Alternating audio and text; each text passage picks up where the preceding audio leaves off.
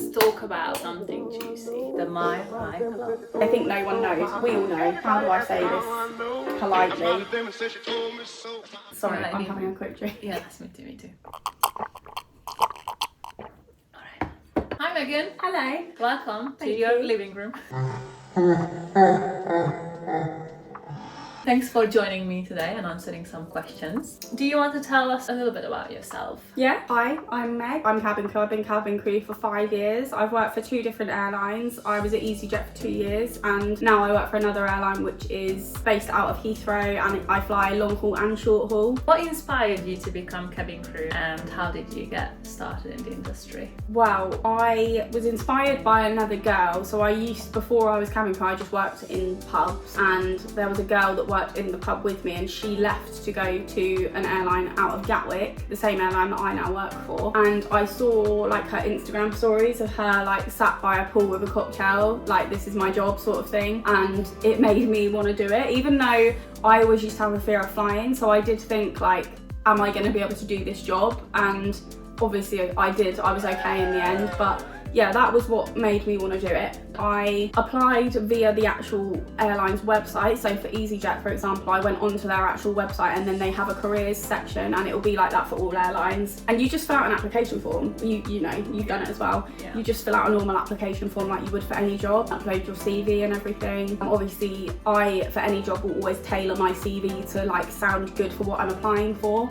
So for cabin crew, they're definitely looking for customer service skills. So I will like big up my customer service skills, teamwork and timekeeping. And then if your application is successful, you then get invited to complete an online assessment. Usually it will just consist of like a personality quiz and like a what would you do in this scenario quiz. But yeah, that's basically what it consists of. I would say that a lot of it is like, it's not necessarily an intelligence quiz. It's more of like a, if you were cabin crew and this happened, how would you handle it sort of thing. And then you have to pass the online assessment to then be invited to a physical assessment day, which I can describe the assessment day as kind of like an audition. Like you're going there, and from the minute you walk in, you're being watched. So you need to look the part, you need to act the part, and you need to have done your research on the airline that you're applying for. Can you describe a typical day for your long haul route? The first thing we do is brief. So we would just go to our report centre, check in, read any unread safety updates, messages, anything like that, and then it will give you a briefing room number which you go to. I want to say the briefing is 30 minutes long. Let's say someone is watching this video who has absolutely no idea about cabin crew. So this is all happening at the airport. You have a specific room where you all gather at a certain time. Like let's say your report time is 2 p.m. So every single person, usually before 2,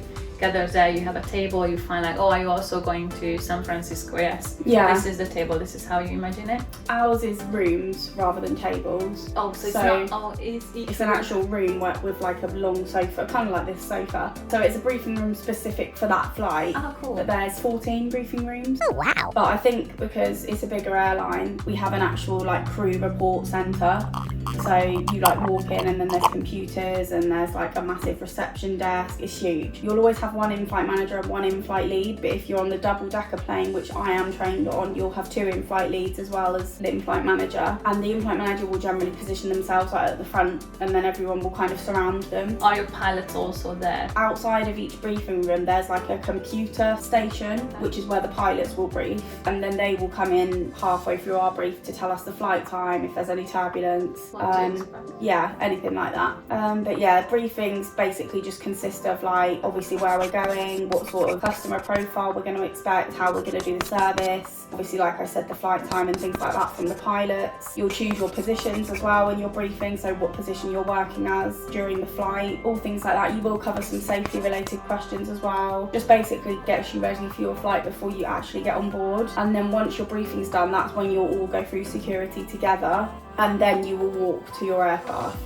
And then yeah, we get on board the plane, we'll complete our safety and security checks, and we'll start getting ready for boarding. So like, if dependent on what cabin you're working in, you'll be preparing boarding drinks or preparing menus, getting things ready in the galley. If you're a galley lead, you'll be getting like ice boxes ready and like trays ready, everything basically that you're going to need for boarding and for when you first take off. That's your chance to do it. And then yeah, we board. I don't know how you feel, but I find boarding is my least favourite part of a flight. It depends on the position I'm working. See, for me, I find boarding just so chaotic, especially if you're in a cabin position and you're helping with bags. It's definitely my least favourite part. But so once boarding's done, I always feel like then that I can actually relax.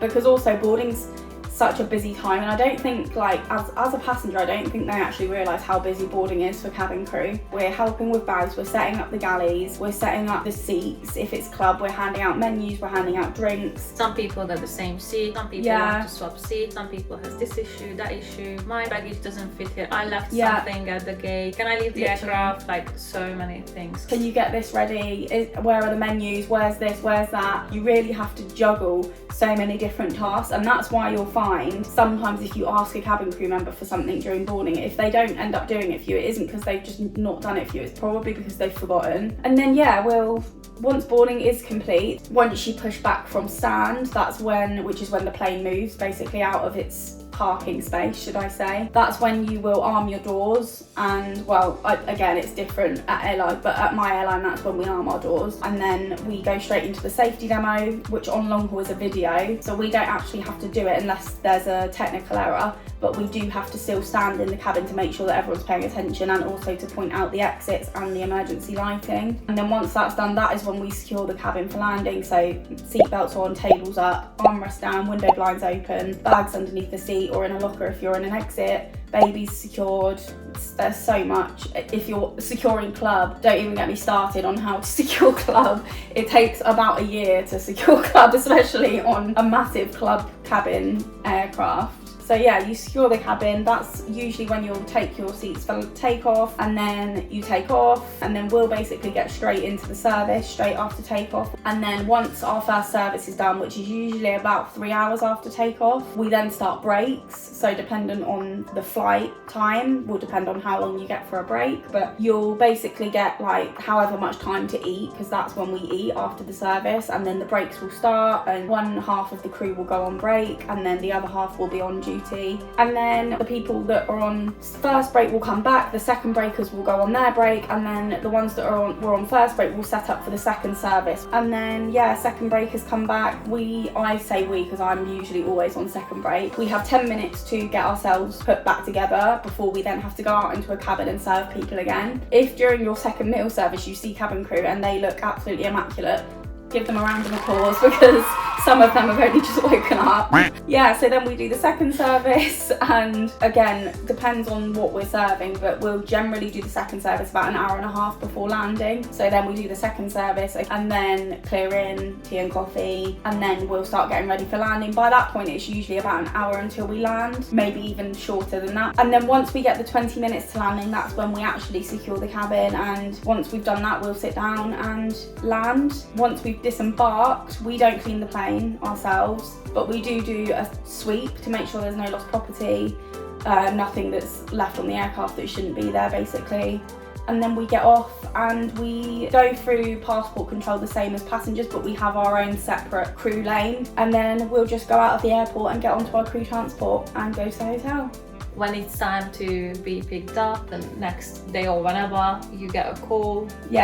So the IFM will always tell you your pickup time in the briefing, but you can also look it up yourself. It's not difficult information, but also the hotel will usually have it written. When you get to the hotel, you have to sign your name to get your room key, and usually on that sheet, it will say wake up time and then pickup time. But we will always be downstairs 15 minutes before pickup, because your pickup time isn't the time that you need to be getting to the lobby, that's the time that the bus needs to be departing. So usually you'll get downstairs and you'll pretty much start getting on the bus straight away. You pay any room bills if you've got any room bills. How long is usually the transport from the hotel to the airport? What's the longest usually?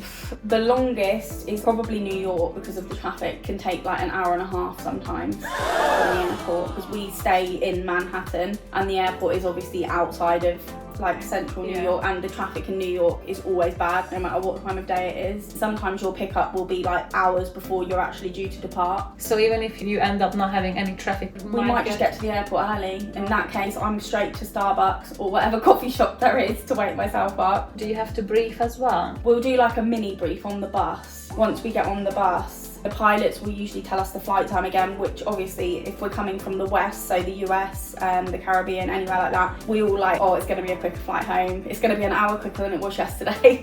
And then the cabin manager or the IFM will say, you know, thanks guys, same as we did yesterday. Remember, it's a night flight, so get window blinds down. If we're taking off really late, they'll say we're going to do a combined service. Yeah, that's it really. And then yeah, same again once we get there.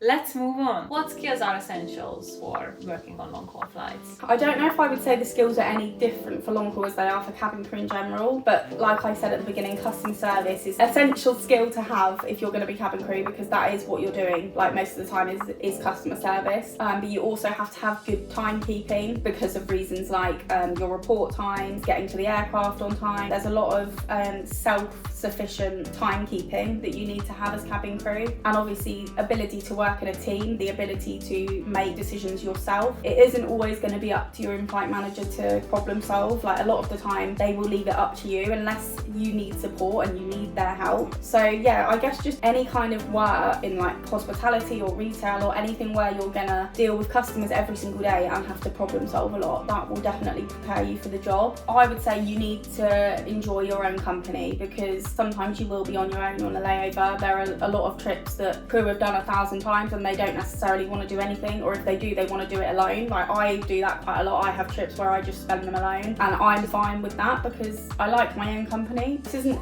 a skill you have to have, but a nice skill to have as cabin crew is to speak another language. just speak like, a language other people speak as well, not my language, because I can't really.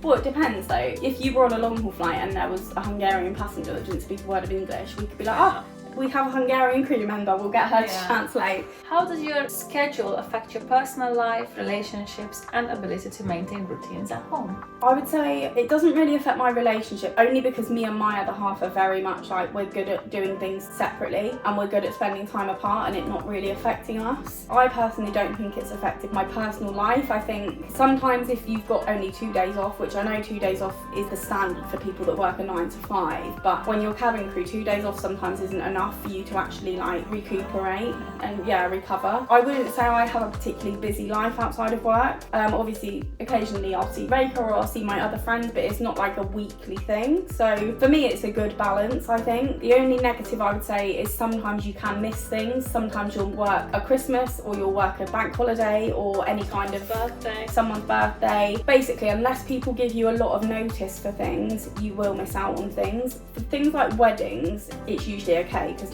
generally people will give you a lot of notice, but as long as you've got like a few months notice for things, it's fine. But if someone said to me, oh, I'm having a birthday party next weekend, can you come? The answer would probably be no, unless by chance I've got that weekend off. I can't just say to my airline, oh, I'm not coming in that day.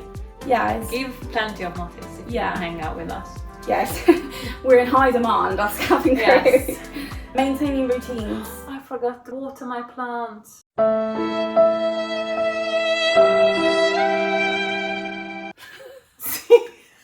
so sorry. Maintaining routines, I would say, is the thing that it affects the most, because you're never going to have the same days off each week. Something where you have to commit to the same day every week, you can't really do anything like that because you're not always going to have that time off. But also, one thing that I've really found helpful since being off work is that I've gotten back into a normal eating routine. When you're cabin crew, sometimes it will be like 3 in the morning and you'll be tucking into a curry because you're working a night flight home and you're starving, but normally your body's asleep at that time, so you wouldn't normally eat at that time. So it's hard to stick to diets. It's hard to stick to plans that you make if you want to do anything extracurricular outside of work. Sometimes it does feel like you're living out of a suitcase. Has your job changed your perspective on travel or other cultures? I don't know if it's changed my perspective on other cultures, but I've definitely learned a lot about other cultures working in this job that I would never have probably learned if I didn't do this job. But my perspective on travel, I've said quite a lot in like my Q&As that I've done, that when you work as cabin crew, the novelty of going away wears off, especially being at an airport and being on a plane, because before I was cabin crew, my holiday began like the minute I got in the taxi to the airport, because I loved being at the airport, I loved being on the plane. But for me now, I kind of see that part as like a chore now, and it almost feels like you're at work still, even though you're not, even though you are a passenger. If you fly with your airline that you work for and you go out of your base airport, it just feels like you're at work still when you go away. So yeah, I think the novelty of going away wears off, definitely. Is jet lag really a thing? Is it as bad as people think it is? It's definitely a thing. I mean, the thing is, as cabin crew, sometimes it isn't even just jet lag. I think going on a plane is knackering anyway. That tiredness that you feel when you're a passenger, cabin crew feel that too. Just because we do it all the time doesn't mean that it doesn't still affect us in the same way. We might be able to deal with it a bit better, and it might not affect us as badly, but we do still get that tired feeling after getting off the plane, especially if it's been a long flight or a long day. But I would say as cabin crew, you definitely experience jet lag. For us, it's more that you get to the place where you're staying and you still are on English time, so you're absolutely shattered. The worst one for me is like West Coast America. You'll get to your hotel and it's 2 p.m. and it's midnight at home, or what are they, 8 hours? 10 p.m. at home, and you're like ready for bed, and it's 2 o'clock in the afternoon, so you can't go to bed. You need to keep yourself awake, because if you do go to sleep, you're going to be awake at like midnight, 1 o'clock in the morning. How many days do you have between 2 long haul trips? Minimum of 2 days, but it depends where you go. Does planning consider different time zones, or is there a chance that you are sent to Seattle on Monday, you come back from there on Wednesday, let's say, you have 2 days off, do they care that, oh, poor Megan? No. Just be... You don't even need to finish that sentence. No, they don't care. They don't care that your body's completely... We do get asked, one thing that we get asked in our briefing is if we're acclimatised, which if you don't know what that means, it basically means are you back on local time? So are you on English time, or are you still recovering from your last trip? There are obviously limits. We would have to have the minimum days off, but after like any West Coast or like Singapore, any very long flight and very long trip, you'll always have 3 minimum. But East Coast America, East Coast Canada, Caribbean, anywhere like that, you'll always get 2 days off. It just depends. You learn how many days off each trip generates as you fly. But yeah, sometimes technically, especially if you're in like LA, you do still spend the layover knackered, because part of you is still on English time. You then have to work a night flight home, so you completely lose a night's sleep. You don't even get that night's sleep. You'll get a break during the flight, but back from an LA, you might get a 3-hour break, which if you take into consideration how long it takes you to fall asleep, it depends on how tired you are. Sometimes my head's on that pillow and I'm asleep before I've even had a chance to think about it. Sometimes it will take me like 20 minutes to get to sleep. So when you think about like that in comparison to how much time you would sleep if you were actually in bed at home, it's very different. And obviously you're also, when you're not sleeping, you're working. So when you get off that plane at Heathrow, you're absolutely knackered from losing the night's sleep, absolutely knackered from being in a different country for 2 days. So sounds like a trip. For cabin crew, I would say jet lag definitely plays a part, but it isn't even just jet lag, it's the night flights and the constant changing of time zones. I would say it's all a contributing factor. Let's talk about something juicy. The Mile High Club. I haven't had any where I've had to deal with the full shebang, but I've had, not even in the toilets either, I've had passengers, how do I say this politely, doing things that they definitely should save for the bedroom in their seats under a blanket. They think no one knows. We all know.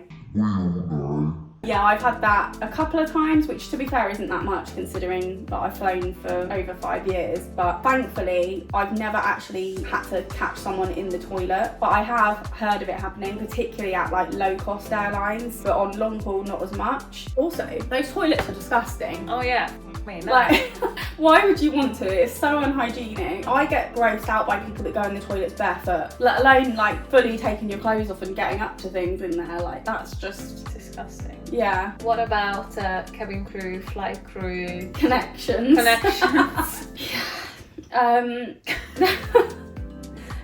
Yeah, it's true. I've never, please don't look at me. Like, it's never, I've always been in a relationship since I've been crewing. It's never been me. Not to say that doesn't stop people. There are plenty of married people and plenty of people that are in relationships that forget that when they get down route. But yeah, it is true. It happens a lot. I do find, and it isn't everyone, because like I said, I'm not like it and you're not like it. And I know that if you did long haul, you would not be like it either.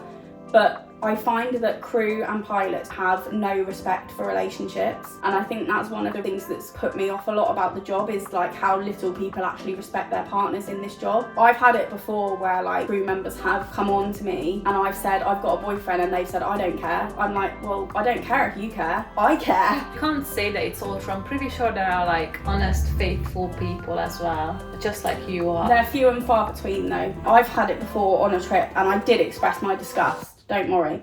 But we had a first officer and a cabin crew member, both married, both with kids, having an affair in front of everyone on the trip. It's disgusting. Yeah, it does happen. I'm gonna ask you a few more questions, and these questions I call the round of three. Okay. So, the first one is, this is not even a question. Give me the 3 most challenging things about being a long-haul cabin crew. I would say the night flights, the hours, I would say. Sometimes you'll work very long days. You'll be flying through the night when everyone else is asleep and you have to stay awake. I would say the second one is the disruption to your personal life and your routine. Missing events, having to work Christmases, sometimes to relationships, you miss things and you can't properly plan things. And I would say the third thing is you will have to deal with some pretty horrendous things sometimes. When you're trained as cabin crew, you're trained to fight fires, you're trained in all first aid, but obviously particularly CPR. You're trained to evacuate an aircraft in an emergency. You're trained to spot security breaches like hijacking and things like that. And I'm not saying that any of those things will happen to you, but I know a lot of people that have done CPR on people on flights. I know people that have delivered a baby. Didn't you know someone that's delivered a baby on a flight? Yeah. I know people that have had smoke, fire and fumes events on board. And I'm not saying this to scare anyone, but like sometimes you are going to be faced with some pretty difficult days. Sometimes it might not even be related to any of that. Sometimes you might just have some passengers that are rude to you or are very challenging, very demanding, and it will just tip you over the edge, or it will be too much for you to handle, and you'll get off and think, oh my god, why do I do this job? I wish I just did a normal job. But I think you've got to push through that because it's not going to be every day. And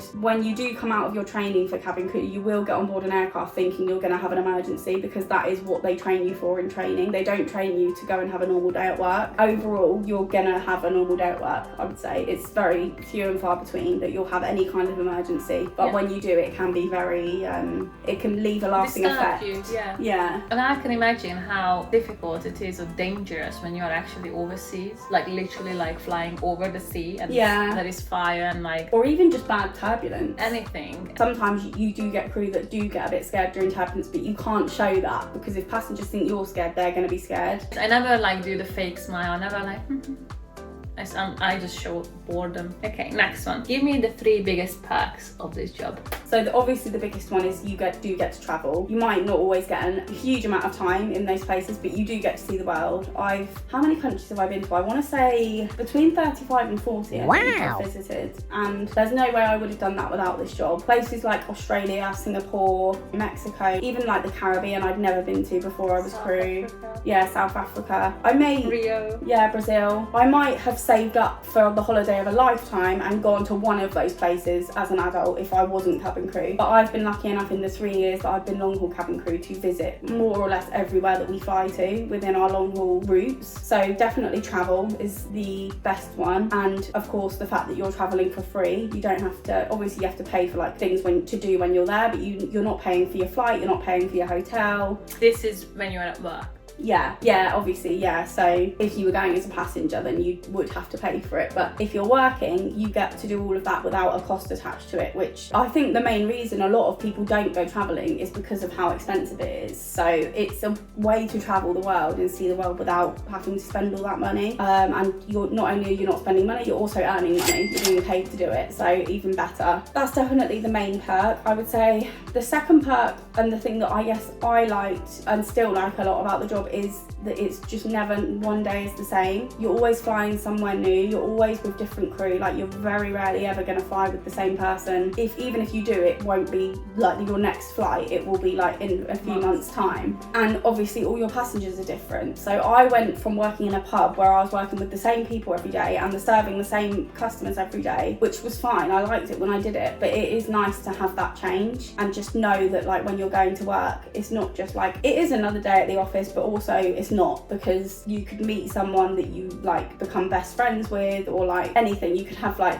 a really amazing trip. You kind of go to work not really knowing what the day's going to bring, and that's what I like about it. The third one, the fact that you kind of have a job that everyone else admires, I guess. Like I love the fact that when I'm in a uniform, I just get respect immediately. Give me the 3 misconceptions that people might have. I'd say the top one is people think, one, that you're constantly on holiday. They think that you're on these layovers for like a week at a time, and most of our layovers are 24 hours. Obviously some of them are longer, but the longest one we have is probably no longer than like 48 hours. There's not really anywhere that we're there for longer than that unless the flight gets cancelled, but generally it's 24 or 48 hours and that's it. My boyfriend winds me up when he says this, because he'll be like, oh, you've just been on holiday. I'm like, I haven't. I've been in New York for 24 hours. I was knackered the whole time I was there, and I've just worked a night flight home. Like I haven't been on a holiday. That's not a holiday. Sometimes you don't even have a whole day there like you think you would. Sometimes you literally get there, you go to sleep, you wake up, I'll like go to the gym, get some breakfast, come back, and then I've got a nap and go back to work. Like that, if that's a holiday to anyone, I'm a bit concerned about what you consider a holiday. I think that's a massive misconception. And also, I guess on the same topic is people think that you just get free flights. Like when you do go on holiday, they think that you're flying there for free, and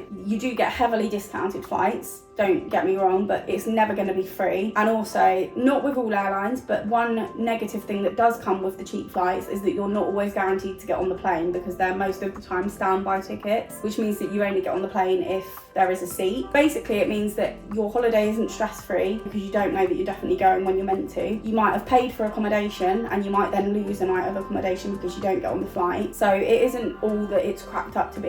It's amazing when it works, but it is stressful. I would say the second thing is that it's a glamorous job. I very often will either eat my food standing up, or I'll eat my food sat next to a toilet, or I will eat my food and someone will walk in the galley and hand me their banana skin that they no longer want whilst I'm eating my food. Or even sometimes I'll eat my food next to a bin. Like I said earlier, sometimes you'll get woken up in the bunks and have 10 minutes to get yourself together before you're back out in that cabin serving people. The whole level of tiredness that you experience in this job isn't glamorous to me. Like that's not what I consider glamorous to be. And the third misconception, okay, this one hits home a little bit because it does annoy me when people think this, but I would say the third misconception is that we are just waitresses in the sky. Air waitress. Air waitress. Oh, don't get me started on air waitress.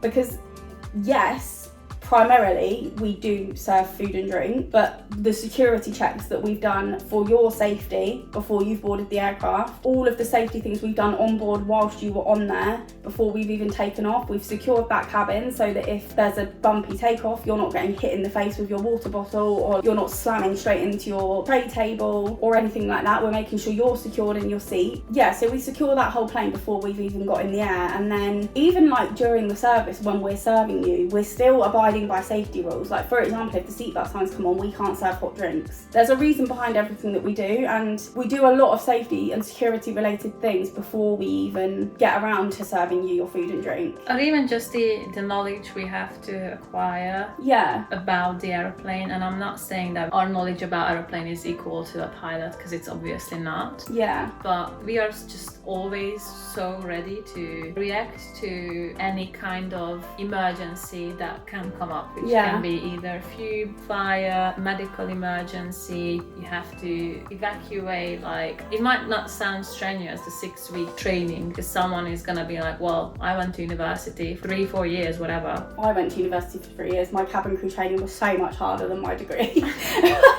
like I said earlier, during your training, we are trained to deal with any kind of emergency on board an aircraft. The customer service side of it is the very last thing that you cover in your training, and it's probably the thing you spend least amount of time on because it's the most self-explanatory. It's the thing most of you have got experience in already, but also that's the sort of thing you learn on the plane anyway. Like, I do think that side of it you don't really learn until you actually start flying. I'm not going to sit here and say I have the same skills as a midwife or a doctor, because I don't. But I will help deliver a child. Yeah, we're trained to help deliver a child. And we have to, whether there is a doctor on board or not, because there is going to be a flight where there is absolutely no doctor, then yeah, I have to deal with that. And you think, oh, it never happens. It does happen. Yeah, it might not happen very often. Might happen, especially recently. There have been so many oh my god incidents. It's been an awful year for aviation. So yeah. Don't call us air waitresses. Yes, please don't. I think we've got to the last question. Are you ready? I am ready. What advice would you give to someone who is considering to become cabin crew for a long-haul airline?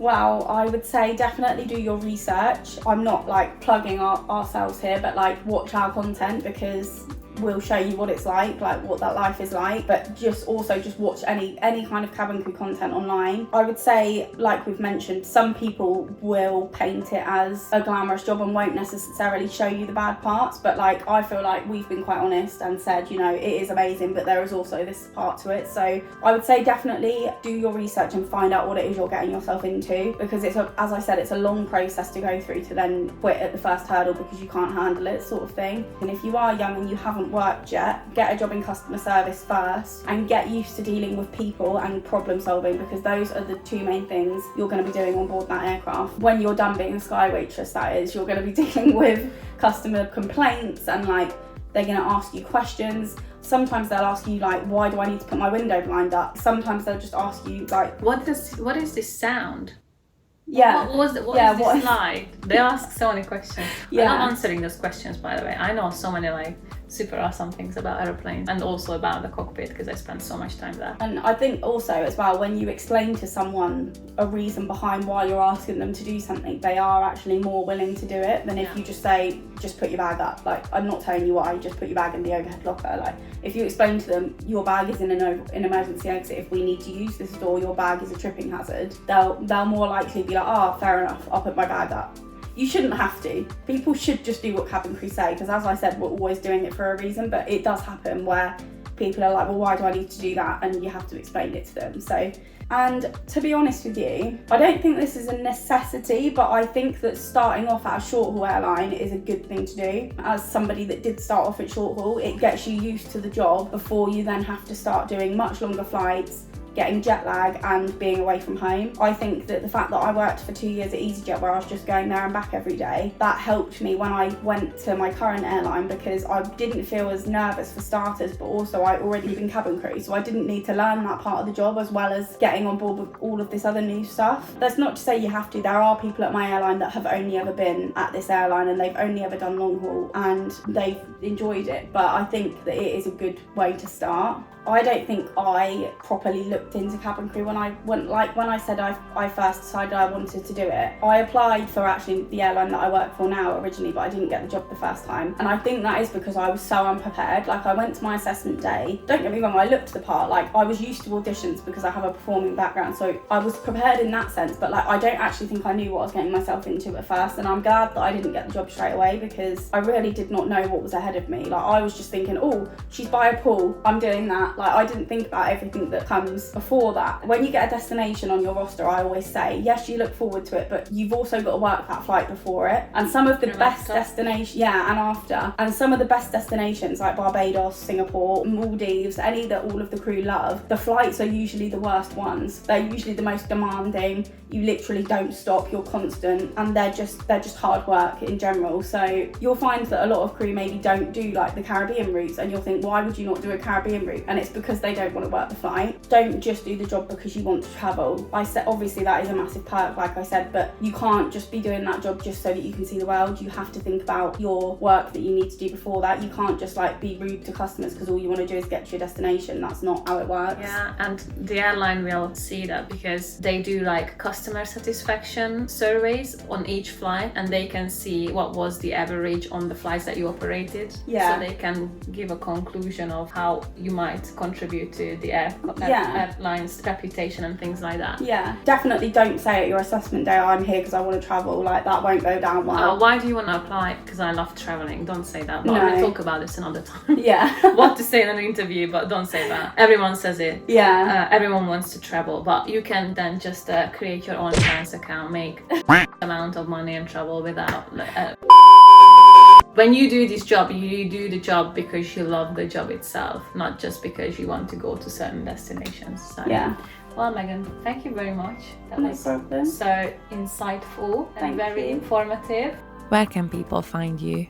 My YouTube channel, which Rachel will link below, but also you can find me on Instagram, meg_Holland__. I do have TikTok as well, but I don't really focus on work content on TikTok. So I would say YouTube, although I have stepped away from cabin crew content on YouTube, I do have a lot of old vlogs and like old footage from when I was focusing on that you can go back and watch and kind of get a feel for like what the trips are like and what the lifestyle is like. So much fun to watch. Pretty much every single video from like June 2022 until May this year, May 2025, are pretty much all layover vlogs and weekly vlogs that incorporate my work and home lifestyle. So subscribe to it. Yeah. Thank you.